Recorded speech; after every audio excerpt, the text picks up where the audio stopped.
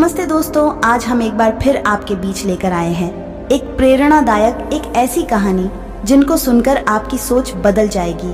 अगर स्टोरी आपको अच्छी लगे तो नीचे कमेंट करके जरूर बताएं और चैनल को सब्सक्राइब करें और वीडियो को एक लाइक जरूर कर दें। तो चलिए शुरू करते हैं आज की कहानी। उस वक्त की बात है जब गौतम बुद्ध इस धरती पर अवतरित थे। एक दिन गौतम बुद्ध धन के प्रचार के लिए वैशाली नगरी में जा रहे थे। वह अभी थोड़े ही आगे गए थे कि उन्होंने देखा कि वैशाली नगरी के कुछ सैनिक भागते हुए एक लड़की का पीछा कर रहे थे। वह लड़की बहुत ही डरी हुई थी। वो एक कुएं के पास जाकर खड़ी हो गई और हाँफने लगी। उसे प्यास लगी थी तो उसे पानी पीना था।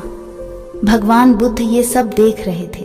फिर उन्होंने उस बालिका को अपने पास बुलाया और कहा कि तुम उस कुएं से पानी निकालो और स्वयं भी पियो और हमें भी पिलाओ। उतनी ही देर में वो सैनिक वहां पहुंच गए। भगवान बुद्ध ने अपने हाथ के संकेत से उस सैनिकों से रुकने को कहा। फिर उस बालिका ने गौतम बुद्ध को कहा कि महाराज, मैं तो अछूत हूँ। मैं इस कुएं से पानी निकालूंगी तो जल दूषित हो जाएगा। मैं आपको कैसे पानी पिला सकती हूँ? भगवान बुद्ध ने उसे फिर से कहा, बैठी, मुझे बहुत जोर की प्यास लगी है।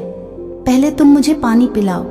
उसी वक्त वहां पर वैशाली के राजा पहुंच गए। उन्होंने बुद्ध को नमन किया और सोने के बर्तन में पानी देते हुए कहा, महाराज, ये लीजिए, केवड़े और गुलाब का सुगंधित पानी आपके लिए है। लेकिन बुद्ध ने उस पानी को लेने से इनकार कर दिया और कहा कि हम इस बालिका से पानी पिएंगे। राजा थोड़ी देर वहां रुक गए। बुद्ध ने फिर से उस बालिका से अपनी बात दोहराई। फिर बालिका से रहा नहीं गया और इस बार साहस बटोर कर उसने कुएं से पानी निकाला। फिर पानी स्वयं भी पिया और बुद्ध को भी पिलाया। फिर पानी पीने के बाद बुद्ध ने बालिका से पूछा, पुत्री, तुम इतनी डरी हुई क्यों हो? तुम्हें किससे भय है?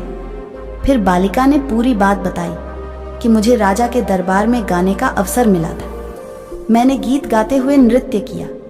सभाजनों ने खूब आनंद लिया। महाराज को भी बहुत अच्छा लगा।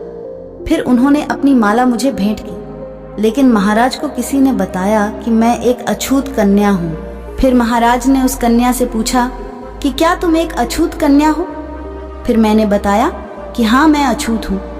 राजा ने यह सुनते ही अपने सैनिकों को आदेश दिया कि इस कन्या को कैद खाने में डाल दो। मैं किसी तरह वहां से बचकर यहाँ तक पहुंची थी तो आप मुझे मिल गए।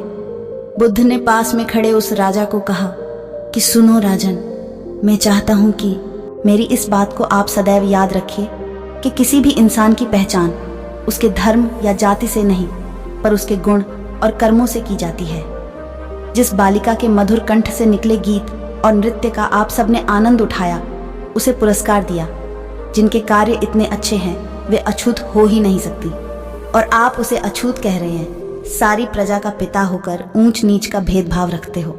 सुनो राजन, यहाँ पर नीची सोच और छोटे कार्य करके अछूत होने का परिचय तो आपने दिया है, इसलिए मेरी नजरों में वह कन्या नहीं बल्कि आप अछूत हैं। वैशाली नरेश को अपने इस कार्य से घृणा होने लगी और बहुत पछतावा हुआ। फिर वह बुद्ध के चरणों में गिर पड़े और क्षमा मांगने लगे और कहा कि आपकी इस बात को मैं सदैव याद रखूंगा। फिर वहां से चले गए। तो दोस्तों, इस कहानी से हमें यही शिक्षा मिलती है कि कोई भी इंसान अपने कार्यों और विचारों से बड़ा बनता है। अपने धर्म या जाति से नहीं, ऐसे छोटे विचार रखकर खुद अछूत ना बने, बल्कि ऊंच नीच का भेदभाव भूलकर एक अच्छे मानवता का परिचय दे। पूरा वीडियो देखने के लिए आपका दिल से धन्यवाद।